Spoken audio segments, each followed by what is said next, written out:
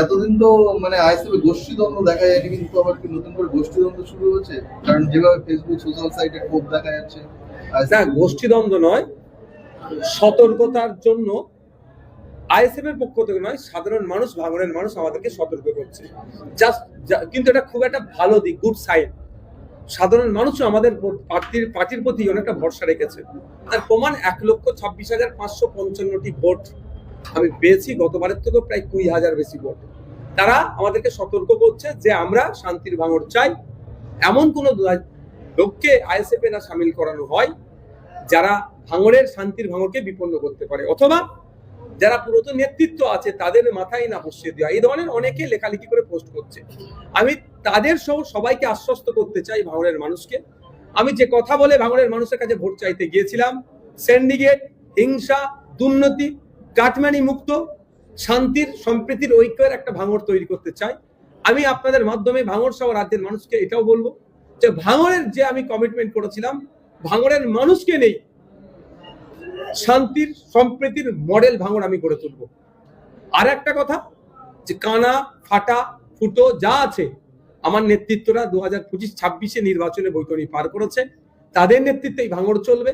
হ্যাঁ, যদি কেউ আইএসএফ এর ছায়াতলে আসতে চাই, আমরা যে বিগত দিনে যেভাবে তাকে আমরা স্ক্যানিং করি, বিগত দিনে যেভাবে আমরা বিভিন্ন স্তরের নেতৃত্বদের সাথে আগে আলোচনা পরামর্শ করে তারপরে দলে জয়েন করাই, সেই পদ্ধতি থাকবে। তবে সর্বোচ্চ ক্ষমতা আমাদের রাজ্য কমিটির মধ্যে আছে হাতে, কাকে দলে নেবো কি নেবো না। সুতরাং আশঙ্কিত হওয়ার দরকার নেই, আতঙ্কিত হওয়ার দরকার নাই। আমাদের দলের প্রতিষ্ঠাতার নাম পীরজাদা আব্বাস সিদ্দিকী। আমি নওশাদ সিদ্দিকী তার ছোট ভাই হলেও, পার্টির চেয়ারম্যান হলেও, আমার দ্বারা কোনোদিন যদি ছোট্ট ভুল হয়ে যায়, আমাকেও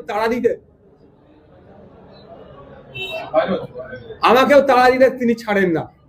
সুতরাং সে অন্যায়কে কোনোভাবেই প্রশ্রয় দেবে না। অনেকটা গুটি কয়েক ঘটনা ঘটেছে, আমি ওইটা বার্তা দেওয়ার পরে গুটি কয়েক ঘটনা ঘটেছে। গতকালকে আমাদের পার্টির প্রতিষ্ঠাতার কাছে ভাঙড়ের টোটাল অঞ্চল নেতৃত্বকে নিয়ে আমি হাজির হয়েছিলাম। পার্টির প্রতিষ্ঠাতা একদম, আমি যেটা দিইনি, পার্টির প্রতিষ্ঠাতা এটা বলে দিয়েছে, যদি অর্থাৎ আজকে সকাল থেকে একটা ছোট্ট ঘটনা যদি ঘটে, যে অঞ্চলে ঘটবে সে অঞ্চল নেতৃত্ব যেমন দায়ভার নিতে হবে, এবং যারা ঘটাবে সাথে সাথে পার্টি থেকে বহিষ্কার করা হবে।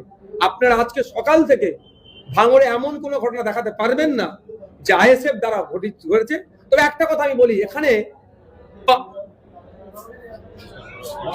পারিবারিক অশান্তির কারণে, দীর্ঘদিন অশান্তি, এই সুযোগে আইএসএফ সেজে রাগ মিটাচ্ছে, সেই ঘটনাগুলো এসছে, সেটাকে আমরা আটকানোর চেষ্টা করছি। এমনও ঘটনা, তৃণমূল করে জমি দখল করে রেখেছিল, তৃণমূলের ক্ষমতা চলে গেছে, এখন আইএসএফ সেজে তার জমিটা উদ্ধার করতে যাচ্ছে, এই ধরনের ঘটনা হচ্ছে। তারপরেও আমরা চাইবো বৃহত্তর স্বার্থের জন্য ভাঙড়ে শান্তি ফিরে আসুক। 4 তারিখ বেলা 4টের পরে কিছু তৃণমূল আইএসএফ সেজে গেছে, তাদের দ্বারাই সব থেকে বেশি বিশৃঙ্খলা সারা রাজ্যে হয়েছে, আইএসএফ এর দায়ভার কাঁধে নিতে হয়েছে। এমনও হয়েছে তৃণমূল করত কাঁধে আইএসএফ এর ঝান্ডা নিয়ে বিজেপির মিছিলে ঢুকে গিয়েছে। এই ঘটনা ঘটছে, আমরা চিহ্নিত করছি, তাদের বিরুদ্ধে আইনত ব্যবস্থা নেব আমরা।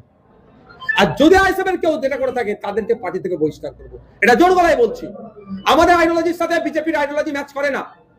আমরা বিজেপি তৃণমূলের ভিতরে রাজনৈতিক লড়াই সংগ্রাম করছি, তৃণমূলকে পরাস্ত করেছি, আগামী দিনে বিজেপিকে পরাস্ত করব। কোনোভাবেই বিজেপির সাথে আমাদের সম্পর্ক না ছিল, না আছে, আর আগামী দিনে বিজেপির আইডিওলজি পরিবর্তন না করলে থাকবে না। কিন্তু যারা আইএসএফকে কালিমা লিপ্ত করার চেষ্টা করছে, তাদেরকে আমরা আইডেন্টিফাই করছি, তাদের বিরুদ্ধে যেহেতু আমাদের ঝান্ডা নিয়ে ঢুকেছে, আইনত ব্যবস্থা গ্রহণ করা থেকে শুরু করে দলীয় শৃঙ্খলা ভঙ্গের যারা দায় দণ্ডিত হবে, ব্যবস্থা গ্রহণ করবো, একটা ছাড় পাবে না। এক সময় তৃণমূলের গলার কাটা করেছিলেন আরাবুল ইসলাম, এখন কি তিনি আইএসএফ এর গলার কাটা করছেন? না না না, মোটেও নয়। যার যেটা রোল তাকে সেটা বুঝিয়ে দেওয়া হচ্ছে, সেই ততটুকু রোলই বা ততটা রোলই প্লে করবে। আমি অ্যাজ চেয়ারম্যান আমার যে রোল আছে আমি প্লে করব, আমার অঞ্চল সভাপতির যা রোল সে প্লে করবে, পঞ্চায়েতের সদস্য যেটা রোল সে প্লে করবে, আমাদের পার্টির নির্দিষ্ট যে রোল প্লে করার জায়গা আছে সেটা প্লে করবে। একটা বিষয় আপনি যখন বললেন যে আইএসএফ এর পতাকা নিয়ে বিজেপি মিছিলে ঢুকে যাচ্ছে, কিন্তু আমরা জীবনতলাতে দেখলাম একটা ছবি আইএসএফ এবং বিজেপি একসঙ্গে মিছিল করছে এবং একসঙ্গে শওকত মোল্লার পার্টি অফিস দখল করছে, শওকত মোল্লার নাম নেম প্লেট ভাঙছে একসঙ্গে। দেখুন, আমি একটা কথা বলে ভাই, আমি দুটো কথা বলেছি। দলীয় শৃঙ্খলা ভঙ্গের দায়ে তাদেরকে আমরা সাসপেন্ড করব, আইডেন্টিফাই করছি। আর দ্বিতীয় হচ্ছে পিঠ বাঁচানোর জন্য তৃণমূলের একটা হেভি অংশের লোক আইএসএফ এর ঝান্ডা নিয়ে বিজেপির মিছিলে ঢুকে এটা মানে বোঝাতে চাইছে যে তুমি আমি ভাই ভাই। কিন্তু রাজনৈতিক লড়াই ওদের সাথে আমাদের আদর্শগত লড়াই, কোনো জায়গায় কম্প্রোমাইজ নাই। ওরা ওদের দুর্নীতি এত করে ফেলেছে যেন এবার তাদের আর পিঠ বাঁচাবার জায়গা নেই। দাও আইএসএফ এর ঝান্ডা ঘাড়ে নাও, ওদের মধ্যে ঢুকে যাও। এটা করছে, আমরা সব দেখছি। রিসেন্ট আপনাদের বলি, হাওড়া জেলার আমাদের এক নেতৃত্ব আমরা খুঁজে পেয়েছি, তাকে আমরা সাসপেন্ড করছি এবং ওইগুলোকেও আমরা আইডেন্টিফাই করছি। কারণ এই ভোটের পরে একটা তো বড় হয়েছে, সেগুলোকে আমরা ডাকছি। এই যতগুলো ভিডিও আমাদের কাছে আসছে, আমাদের অবজারভারদের কাছে পাঠাচ্ছি, অবজারভার অঞ্চল নেতৃত্বদের কাছে পাঠাচ্ছে যে এরা কারা কারা খুঁজে বার করো। এই কাজ আমাদের চলছে, অত সহজ না। আমি আবারও বলছি, কিছু আমাদের সমালোচক এই বিজেপির মিছিলে আইএসএফ এর ঝান্ডা দেখিয়ে আমাদেরকে দেখা দেওয়ার চেষ্টা করছে। এতটুকু বলে যায়, আমাদের দলের প্রতিষ্ঠাতার নাম হচ্ছে আব্বাস সিদ্দিকী আর দলের চেয়ারম্যান হচ্ছে নওশাদ সিদ্দিকী। অত সহজ নয় রাজনৈতিক লড়াই, রাজনৈতিক ভাবে লড়ে নেব। 5 বছর ধরে তৃণমূল চেষ্টা করেছিল বিজেপির সাথে আমাদের সম্পর্ক আছে জুড়ে দেওয়ার, প্রমাণ করতে পারেনি। আগামী 50 বছরও কেউ প্রমাণ করতে পারবে না যে বিজেপির আমরা সহযোগিতা করব। আমরা রাজনৈতিক লড়াই রাজনৈতিক ভাবে লড়বো, বরঞ্চ আমাদেরকে যারা কালিমা লিপ্ত করার চেষ্টা করছে তাদের বিরুদ্ধে আইনত ব্যবস্থা নেব, দলীয় শৃঙ্খলা ভঙ্গের জন্য তাদের বিরুদ্ধে ব্যবস্থা নেব। ভোট পরবর্তী রাজ্য জুড়ে ব্যাপক হিংসা ছড়িয়েছে, এমনকি বুলডোজার দিয়ে কলকাতার মতো জায়গায় দোকান ভাঙা হয়েছে। ইভেন্ট অনেক জায়গায় রোডের নাম চেঞ্জ করা হয়েছে, নেম প্লেট চেঞ্জ করা হয়েছে। এই বিষয়ে আইএসএফ এর কি অবস্থান? আমরা নির্বাচন কমিশনের কাছ থেকে আমরা অ্যাপয়েন্টমেন্ট চেয়েছি, খুব তাড়াতাড়ি আশা করছি তারা আমাদের দিয়ে দেবে, নির্দিষ্ট টাইম দেবে। আমরা এই পার্টিকুলার যেগুলো যা ঘটেছে সেইগুলোকে জানাবো যে বিশৃঙ্খলা কোনোভাবেই বাংলা সইবে না। সম্প্রীতির মাটি, ঐক্যের মাটিতে কোনোভাবেই মানা যাবে না। গরিবের রুজি রুটির জায়গাতে বুলডোজার চলবে, এটা মেনে যেমন নেব না, ঠিক একই ভাবে ধর্মীয় ভাবে কাকে আক্রমণ করবে এই সম্প্রীতির বাংলাতে, সেটাও মানবো না।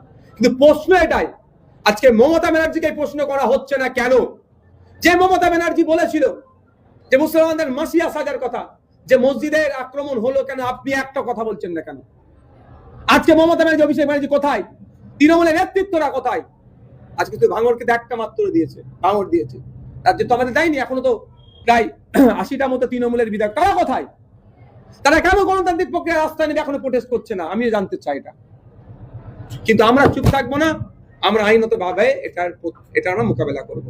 বিজেপি বলেছিল সোনার বাংলা করবো, কিন্তু বাংলায় তারা ব্যাপক ম্যান্ডেট পাওয়ার পরেও এই যে বিজেপির লোকজনই ঝান্ডা নিয়ে চারিদিকে এই হাঙ্গামা করছে, এই নিয়ে কি বলবেন? বিজেপি এটা উত্তর দেবে তো, বিজেপির উত্তর আমি কিভাবে দেবো? তবে একটা কথা বলি, এটা সম্প্রীতির মাটি, ঐক্যের মাটি, রবি ঠাকুরের মাটি, কাজী নজরুলের মাটি। এখানে সম্প্রীতি বিনষ্ট করতে গেলে বাংলার মানুষ রুখে থাকবে। একটা দিন আরো বাংলার মানুষ, মানে বাঙালি যারা আমরা সমাজের মানুষজন, আমরা দেখছি, অপেক্ষায় আছি কি হচ্ছে। প্রশাসন যদি ব্যবস্থা না গ্রহণ করে, নির্বাচন কমিশন যদি ব্যবস্থা না গ্রহণ করে, তখন আমাদেরকে রাস্তায় নেমে গণতান্ত্রিক প্রক্রিয়াটাকে রুখতে হবে। একটা শেষ প্রশ্ন, ভাঙড়ের অনেক পঞ্চায়েত সমিতিতে আপনাদের কর্মাধ্যক্ষ মেম্বার আছে, এখন পঞ্চায়েতগুলো তালাবন্ধ অবস্থা, পঞ্চায়েত মেম্বার প্রধান পালিয়ে গেছে, এরকম অবস্থায় ভাঙড়ের মানুষ পরিষেবা পাবে কি করে? খুব তাড়াতাড়ি পঞ্চায়েত দখল করবেন কি? খুব তাড়াতাড়ি ভাঙড়ের প্রত্যেকটা সরকারি প্রতিষ্ঠান থেকে সাধারণ মানুষ পরিষেবা পাবে, নির্ভেজাল পরিষেবা পাবে, কাটমানি মুক্ত পরিষেবা পাবে। এবং এটাও জানিয়ে রাখি, আবাস যোজনার নামে বাড়ি দিয়ে যারা 20,000 করে তুলেছে, 30,000 তুলেছে, প্রতি পাড়াতে বুথে বুথে আমরা মিটিং এ বসবো, সাধারণ মানুষকে আনবো, লিস্ট নেওয়া হবে, তাদের কাছে যাব, যারা যারা 20,000 30,000 করে নিয়েছে তাদের কাছ থেকে 20,000 30,000 ফিরিয়ে দিনের আলোতে মিডিয়ার সামনে ওই গরিব মানুষের আবার তুলে দেওয়া হবে। আচ্ছা, আরেকটা যেটা বিষয়, আপনি বারবার সংবিধান এবং সম্প্রীতির কথা বলেন, নতুন সরকারের শপথ গ্রহণ অনুষ্ঠানে কি আপনি যাবেন? আমাকে তো এখন আমন্ত্রণই জানাইনি। যদি আমন্ত্রণ জানাক না, তারপর অবস্থান বলবো। আমরা এত অশান্তি হয় যে কিছু কিছু জায়গায় বিজেপি এমএলএ তারা গিয়ে দোকান খোলাচ্ছে, পার্টি অফিস খোলাচ্ছে এবং তাদের পাশে দাঁড়াচ্ছে। এখানেও ঠিক তেমন অভিযোগ হচ্ছে যে কোথাও দোকান বন্ধ, পার্টি অফিস দখল। এক্ষেত্রে আপনার আমি একটা কথা বলে দিই, তাদের সংগঠন নাই, ওই জন্য এমএলএ কে নামতে হচ্ছে। আইএসএফ এর ভাঙড়ের সংগঠন আছে, আমাদের অঞ্চল নেতৃত্বরা সব সামনে দিচ্ছে। কিছু বিক্ষুব্ধ ঘটনা ঘটেছে, আমি ডাইরেক্ট আমার নাম্বার দিয়েছিলাম, ভাঙড়ের সব থেকে প্রচালিত যে গ্রুপটা আছে সেই গ্রুপে আমি নাম্বার পোস্ট করে দিয়েছিলাম। আমাকে ফোন করেছে, অনেক ফেক কল এসেছে, অনেক অরিজিনাল কল এসেছে। এটাও বলছি, অনেক ফেক কল এসেছে, আমার কর্মী সম্পর্কে বিভ্রান্ত তৈরি করার জন্য মিথ্যা কল এসেছে, প্রমাণ চেয়েছি তারা দিতে পারেনি, অনেক অরিজিনাল কল এসেছে, সঙ্গে সঙ্গে আমাদের অঞ্চল নেতৃত্বের কাছে পাঠানো হয়েছে, সেগুলোকে আমরা আটকেছি। এবং যা সমস্যা, কোন একটা জায়গাতে পোলট্রির ফার্মে নাকি আইএসএফ সেজে তালা মেরেছে, আইএসএফ সেজে ওই 4 তারিখ বেলা 4টের পরে ঔষধের দোকানে তালা মেরেছে। আমাদের কাছে খবর হচ্ছে আমাদের নেতৃত্বদের পাঠিয়ে এসে তালা ভাঙিয়ে দিচ্ছে। আমরা দাঁড়িয়ে থেকে হাতিশালা 6 লেন আপনারা ভিডিও দেখেছেন, আইএসএফ সেজে মিষ্টি দোকানে তালা মেরে দিয়েছিল, আমাদের আইএসএফ এর নেতৃত্বরা দাঁড়িয়ে থেকে তালা ভেঙে দিয়েছে। অর্থাৎ ভাঙড়ে কোনোভাবেই আমরা হিংসা বরদাস্ত করবো না, এ কথা আমি বলে দিই আপনাদের। ভাঙড়ে তোলাবাজি কাটমানি মুক্ত হবে। যদি এই তোলাবাজি কাটমানিতে আমার কোনো পার্টির কেউ জড়িয়ে পড়ে কোনো সময়, সঙ্গে সঙ্গে দেখবেন তার বিরুদ্ধে আমরা শৃঙ্খলা ভঙ্গের দায়ে যা যা অ্যাকশন নেওয়া যায় পার্টিগত আমরা ব্যবস্থা নেব। ক্যানিং এর ঘুটিয়ারি শরীফে পুলিশের উপরে আক্রমণ, এটা কিভাবে দেখছেন? কোনোভাবেই প্রশাসনের উপর আক্রমণ তো আমরা প্রশ্রয় দেবো না, যারা করেছে তাদের বিরুদ্ধে প্রশাসন অ্যাকশন নেবে। ঠিক আছে, থ্যাংক ইউ। এই গরম হচ্ছে।